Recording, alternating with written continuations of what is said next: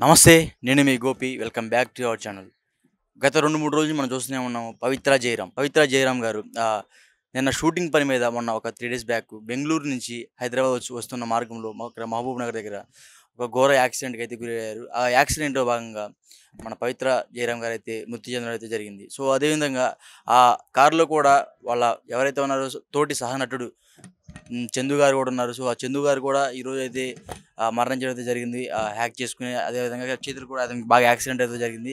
So, ఇలా యాక్సిడెంట్‌లకి పాలయ్యేది కేవలం సినీ నటులు, అదేవిధంగా బుల్లితెరలో నటించే చిన్న చిన్న ఆర్టిస్టులే ఇలా యాక్సిడెంట్‌లకి గురవుతున్నారు. అసలు ఎందుకు ఇలా యాక్సిడెంట్‌లకి గురవుతున్నారు? అదేవిధంగా ఇప్పుడు వాళ్ళ తోటి సహచర నటులు కూడా మన ముందున్నారు.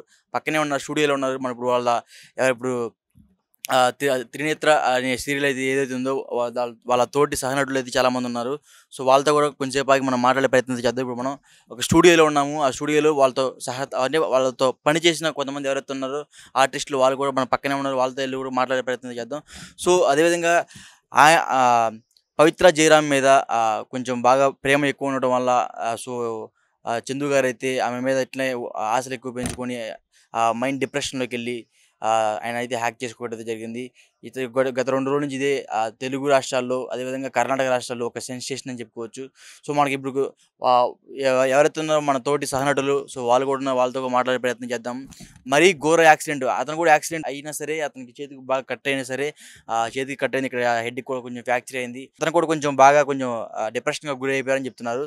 సో, దీని గురించి వాళ్ళ తోటి సహనటులున్నారు. అతనికి ఆ రోజు ఎందుకు ధైర్యం చెప్పలేకపోయారా? లేకపోతే అతనికి ఒకసారి ఫోన్ చేసి ఎందుకు మాట్లాడలేకపోయారు? సో, అతనికి ఏమన్నా బూస్టింగ్ ఇచ్చి అంటే కొంచెం ధైర్యంగా "ఏం కాదులే, ఏం కాదులే" అని ఆయన మోటివేషన్ అని ఇవ్వడానికి అతనికి దగ్గరికైతే ఎవరు రాలేదని చెప్తున్నారు. సో, వాళ్ళ భార్య కూడా నిన్న మాట్లాడడం జరుగుతుంది. ఆహ్, హ్మ్. మా భర్త ఆల్రెడీ పవిత్ర జయరామ్ గారితో ఎప్పటినుంచో రిలేషన్స్‌లో ఉన్నారు. మా ఫ్యామిలీ మొత్తం వదిలిపెట్టి వెళ్ళిపోయారు. అంటే నాకు పవిత్ర జయరామ్ గారికి మా భర్తకున్న రిలేషను నాకెప్పుడో తెలుసు. సో, అందుకని అప్పటి నుంచి దూరం పెట్టాము. నా భర్త ఎక్కడున్నా పర్లేదు హ్యాపీగా ఉండాలని చంద్రశేఖర్ గారిని ఇప్పుడు ఎవరైతే ఉన్నారో వాళ్ళ భార్య అయితే కోరుకుంది. సో, అదేవిధంగా మంచిగానే ఉన్నారు. సడెన్‌గా యాక్సిడెంట్ అయింది. ఆ యాక్సిడెంట్ అయితే పవిత్ర జయరామ్ గారు చనిపోయారు. నిన్నైతే చంద్రశేఖర్ గారైతే హ్యాక్ చేసుకొని చనిపోయారు. సో, వాళ్ళ భార్య ఏమంటున్నారంటే మమ్మల్ని అయితే అన్యాయం చేసి ఎళ్ళిపోయారు. నాకైతే ఒక చిన్న బాబు, ఒక చిన్న కూతురున్నారు. సో, వాళ్ళ పిల్లలకి అన్యాయం చేసి పోయాడని చెప్తున్నారు. సో, మా ఇద్దరికి ఎప్పటినుంచో గొడవలున్నాయి. అయినా సరే ఏమన్నా చెప్పాలి నేనేమన్నా మా భర్తకి చెప్పాలనుకుంటే మా పిల్లల ద్వారా కన్వే చేస్తా అని చెప్తున్నారు. సో, ఆమె కూడా చాలా దుఃఖంతో చాలా లోన్‌లీనెస్‌తో చాలా బాధపడుతున్నారు. సో, అదేవిధంగా వాళ్ళ చుట్టుపక్కల ఇళ్ళ దగ్గర కూడా వెళ్ళాము. అందరూ కూడా చాలా మంచి వ్యక్తులని చెప్తున్నారు. సో, అదేవిధంగా అందరూ ఫీడ్ అయితే మనం తీసుకున్నామో, అదే క్రమంలో ఇక్కడ మనకి తోటి సహనటులు ఎవరైతే ఉన్నారో వాళ్ళు కూడా మన ముందున్నారు. ఇక మనం వచ్చేసరికి స్టూడియోలో ఉన్నాము. ఎవరైతే వాళ్ళతో కలిసి నటించారో వాళ్ళ దగ్గర ఉన్నాము. సో, వాళ్ళతో కూడా మనం మాట్లాడే ప్రయత్నం చేద్దాం. రండి. సో, చూసాం కదా! వాళ్ళతో కలిసి నటించిన ఎవరైతే ఉన్నారో మన దగ్గర వాళ్ళ ఆర్టిస్టులు కూడా ఉన్నారు. మేడం నమస్తే మేడం. నమస్తే. మనం చూసాం కదా మేడం ఇప్పుడు పవిత్ర గారైతే కార్ యాక్సిడెంట్‌లో చనిపోయారు. సో, అప్పుడు ఆమెతో మీకు ఎలా సంబంధం ఉంది నాకు మేడం? ఆవిడ పరిచయం లేరండి. సో, వాళ్ళ సీరియల్స్ చూస్తా ఉంటారా మేడం మీరు? లేదండి, మాకు మా సీరియల్స్ చూసే టైమే ఉండదండి. హ్మ్. మేడం మనం చూస్తా ఉన్నాం చాలా రోజుల నుంచి మీ సీరియల్ ఆర్టిస్టులు గాని, లేకపోతే బుల్లితెరల ఆర్టిస్టుల నుంచి గాని, లేకపోతే కొంచెం పెద్ద పెద్ద స్టార్స్‌లో కూడా ఇలాగ సడెన్‌గా యాక్సిడెంట్లు గాని, హ్యాక్ చేసుకోవడం గాని, మరీ ఇంత ఎక్కువ జరుగుతుంది మీ ఇండస్ట్రీలో. సో, ఎలా చూస్తారు? ఇది ఒక్కచోట జరుగుతుందని అనుకోనండి. ఎందుకంటే మేము స్క్రీన్ మీద అందరికీ కనపడుతూ ఉంటాం కాబట్టి, మా మీడియా బికాస్ ఏ ప్రొఫెషనల్ అయితే మేమున్నామో దానివల్ల అందరికీ తెలుస్తుందే తప్ప, ఇలా చాలా చోట్ల జరుగుతూనే ఉంటుందండి. యాక్సిడెంట్స్ అనేవి మాకే జరగాలని ఏం లేదే. అండ్ ఎమోషనల్ డిస్టర్బెన్స్‌లో సూసైడ్ చేసుకోవడం అనేది ప్రతి చోట జరుగుతదండి. సీరియల్ వాళ్ళకు, సినిమా వాళ్ళకి మాత్రమే జరగదలా. హ్మ్. అంటే వాడు కావాలని అట్లా ట్రిప్పులకెళ్ళి లేకపోతే చిన్న చిన్న వాటికి కూడా అంటే మేము చూస్తా ఉంటాము. మీ తెర మీద అయితే బాగా స్ట్రాంగ్‌గా ఉంటారు. బట్ మీ బ్యాక్‌గ్రౌండ్ మాత్రం చూసి బాగా ఎమోషనల్ అయిపోతారంట వెంటనే. అంటే చూడండి, యాక్టర్స్ అనగానే యూజువల్‌గా కొంచెం ఎమోషనల్‌గా ఉండే వ్యక్తులై ఉంటారు. సెన్సిటివ్‌గా ఉండే వ్యక్తులవుతారు. బట్ మేబీ ఒక కొంత శాతం, కొంత పర్సెంటేజ్ ఇక్కడ ఎక్కువ జరగచ్చేమో గానీ, బట్ ఎమోషనల్‌గా మనిషి అనేవాడు ఉంటాడు. ఎక్కువ ఎమోషన్ అయినప్పుడు, ఈ స్ట్రెస్‌కి గురైనప్పుడు ఇలాంటి డెసిషన్స్ తీసుకోవడం అనేది ప్రతి చోట జరిగేదేనండి. ప్రతి చోట జరిగేది. ఎందుకంటే ఇలాంటి మనుషులు వేరే చోట ఉండరు అనేం లేదు కదండీ. ప్రతి ప్రొఫెషన్‌లో అంటే ప్రొఫెషన్ అనే కాదు. ఈవెన్ మీరు హోమ్ మేకర్ అయినా సరే, జాబ్ చేసేవాళ్ళైనా సరే, ఎవరైనా సరే ఇప్పుడు మనకి కరెక్ట్ డెసిషన్స్ తీసుకోలేని స్టేట్ ఆఫ్ మైండ్లో ఉన్నప్పుడు ఇలాంటివి జరుగుతాయి కదండి. సో మీకు బెంగళూరు నుంచి హైదరాబాద్ వచ్చి వస్తున్న మార్గంలో మనకి మేడం గారికి యాక్సిడెంట్ అయింది. సో ఆ వార్త వినంగానే మీకు అందరికి ఎలా అనిపించింది? ఐ మీన్ ఎవరైనా యాక్సిడెంట్లో చనిపోతే పాపమనే అనుకుంటాం కదండి. సో మరి చంద్రకాంత్ గారి విషయంలోకి వచ్చేసరికి సో ఆయన హ్యాక్ చేసుకున్నాడు. మరీ అంత పిరికి అంటే మరీ అంత పిరికి అతను పిరికి కాదండి, చనిపోవడానికి చాలా ధైర్యం కావాలండి. బ్రతకడం చాలా తేలిక, చనిపోవడం అంత ఈజీ కాదండి.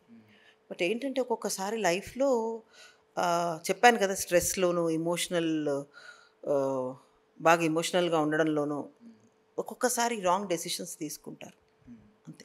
అంటే మేడం వాళ్ళ వాళ్ళ వైఫ్ ఉన్నారు. సో వాళ్ళకి 2 పిల్లలు కూడా ఉన్నారు. అయినా సరే ఈమె సారు ఇతనికి అంటే ఇట్లా పవిత్ర గారి వెంట వెళ్ళటం, సో కొంచెం వాళ్ళ ఫ్యామిలీకి దూరంగా ఉండటం, ఇప్పుడు ఫ్యామిలీకి అన్యాయం చేసినట్టుగా మేడం వాళ్ళు. 100% అండి, ఇందులో డౌట్ ఏమైనా ఉందా? మనం ఉన్న సమాజంలో పెళ్ళి అనేది మనం అందరం గౌరవించే విషయం అండి. మరి ఇలా చేయడం అనేది డెఫినెట్గా అందరూ హర్షించే విషయం అయితే కాదు కదండి. ఇప్పుడు మరి ఆ ఫ్యామిలీకి ఎవరు మేడం? ఎవరంటే ఇంకా అత్తమావలే ఉండాలి, తల్లిదండ్రులే ఉండాలండి, ఇంకెవరు ఉన్నారు? సో ఆ చంద్రకాంత్ గారు మీతో ఎలా ఉంటారు మేడం? మీ బేసిక్గా చూడండి, చందుకు నేను చాలా క్లోజ్ అండి. కాకపోతే నేను తనతో చందుతో కలిసి 3 ప్రాజెక్ట్స్ చేశాను. అక్క అక్క అనేవాడు తను నన్ను. అంటే ఆ ప్రాజెక్టులు ఏమేంటి మేడం? చినుకులు, దెన్ ప్రేమ్ నగర్, దెన్ రీసెంట్గా అల వెంకటాపురం జమ్నికి ఒక సీరియల్ చేశాం. సో ఐ మీన్ చాలా చాలా బాధాకరమైన విషయం. బట్ దానికి ముందు జరిగిన ఇన్సిడెంట్స్ చూసుకుంటే సంహవ్ ఎలా అంటే ఒక నిర్లిప్తత వచ్చేస్తుందండి మనిషికి. ఇవన్నీ జరగకుండా ఉండాలి, ఇలాంటి డెసిషన్ ఎందుకు తీసుకున్నాడు తను, ఇదనే కాదు అసలు ఫ్యామిలీ నుంచి యువతలకు వచ్చేయాలన్న డెసిషన్ ఎందుకు తీసుకోవాల్సి వచ్చింది తనకి. అలా చేయకుండా ఉంటే బాగుండేదని మా అందరికీ అనిపిస్తుందండి. ఎవరైనా కూడా సభ్య సమాజం హర్షించే విధంగా ఉండాలనే కోరుకుంటాం కదండి. ఎవరైనా కూడా అలానే ఉండాలి అనుకుంటాం. నేను మరీ నలుగురికి నచ్చేటట్టుగా ఉండమని నేను అన్ను. But at the same time మనము ఇక్కడ ఈ సమాజంలో బతుకుతున్నప్పుడు అలానే ఉండాలి కదండి. ఆ విలువలకి మనము కూడా ఏమంటారు, విలువ ఇవ్వాలి, ఇంపార్టెన్స్ ఇచ్చి ఉండాలి. మరి ఇవ్వనప్పుడు ఇలా జరుగుతుందేమో, మన కళ్ళ ముందే జరిగింది కదండి. అంటే మీరు మాట్లాడుతూ ఉంటారు మేడం అతనితో? ఫ్రాంక్లీ స్పీకింగ్ అండి, లాస్ట్ 3 years నేను మాట్లాడడం మానేశాను. దేనికి మేడం? అదే నాకు నచ్చలేదు తను చేసింది. సో అంటే పవిత్ర గారితో కలిసి ఉండటం నచ్చలేదు. తన ఫ్యామిలీని వదిలేసి ఇలా అటు ఇటు వెళ్ళిపోవడం నచ్చలేదు. నేను ఆవిడ పేరు ఎత్తడం నాకు ఇష్టం లేదు. చనిపోయిన వాళ్ళని పక్కన పెట్టి బేసిక్గా ఈ ఫ్యామిలీని వదిలేసి ఇలా ఇటువైపుగా రావడం నాకు నచ్చలేదు. ఒకటి, వాళ్ళ బాబు పుట్టినప్పుడు కూడా మేము యాక్చువల్లీ లొకేషన్లో సెలబ్రేట్ కూడా చేసుకున్నామండి. తను మాకు స్వీట్స్ అవి కూడా ఇచ్చాడు. We were all very happy. ఆ టైంలో తను పొలిటికల్గా కూడా కొంచెం యాక్టివ్గా ఉండడం చూసి నేను చాలా సంతోషించాను. చెప్పాను కూడా, ఇది ఒకటే కాదు కెరియర్, ఒకవేళ నువ్వు అటు వెళ్ళాలనుకుంటున్నా కూడా I wish you all the best and నువ్వు సక్సెస్ అవ్వాలి. ఎందుకంటే తను బేసిక్గా చాలా మంచి వ్యక్తి అండి. ఏమవుతుందంటే తనలాగా అందరూ మంచివాళ్ళు అనుకునే వ్యక్తి. అక్కడే దెబ్బ. నమ్మేశాడంటారా? He trust people very easily. So తనతో మాట్లాడితే మనకు అర్థమవుతుంది, చాలా తొందరగా మనుషులు నమ్మేస్తాడు, ఇలాంటి వాటిలో పడిపోతాడు అని. అలానే పడిపోయాడు. I feel very bad for him. ఇప్పుడు నేను ఎమోషనల్ అవ్వదలుచుకోలేదు. బికాస్ అంటే మనం ఒక్కొక్క దారి ఎన్నుకున్నప్పుడు ఎగ్జాక్ట్గా తర్వాత ఏం జరుగుతుందో తెలియకపోవచ్చు, కానీ దాని పరిణామాలు ఎలా ఉంటాయన్నది తెలుసుకునే వయసే మనది. సో ఇది ఎలా ఎండ్ అవుతుంది, ఏమవుతుంది, అంటే ప్లెజెంట్గా ఉంటుందా రేపు పొద్దున లేదా అని తెలుసుకోవాలి, మనమే తెలుసుకోవాలి. మన జీవితం మనకి విలువైందిగా ఉండాలి. మనమే దానికి విలువనివ్వకపోతే వేరే వాళ్ళు ఎలా ఇస్తారు? ఇవ్వరు కదండి. ఇన్ఫ్యాక్ట్ 1-2 సార్లు నేనే మాట్లాడదాం అనుకున్నాను, కానీ అంటే అవతల వాళ్ళు ఎలా రిసీవ్ చేసుకుంటారో తెలియదు. మాట్లాడాల్సింది మేడం, మీరు చెప్తే వినేవాళ్ళేమో. అలా నేను అనుకోను. ఎందుకంటే తన వయసు చిన్నపిల్లలు కాదండి, వాళ్ళు టీనేజ్ వాళ్ళే. ఈ టైంలో మాటలు వింటలేదు, ఎవరి మాట వినడం లేదు. ఆ వయసు వచ్చిన వాళ్ళు ఏమీ ఆలోచించకుండా ఇన్ని డెసిషన్స్ తీసుకుంటారంటారా? వేరే వాళ్ళు చెప్తే వింటారంటారా? ఇంట్లో వాళ్ళు చెప్తే వినని వాడు నేను చెప్తే ఎందుకు వింటాడండి? ఏదో నేను లొకేషన్లో కలిసి 3 ప్రాజెక్ట్స్ చేసాం, అక్క అని అభిమానంతో అనేవాడు, తమ్ముడని నేను ఫీల్ అయ్యేదాన్ని. కానీ వాళ్ళు చెప్తేనే వినని వ్యక్తి నేను చెప్తే వింటాడని ఎందుకు అనుకోవాలి? 1. 2, ప్రేమించి పెళ్లి చేసుకున్నాడు శిల్పాని.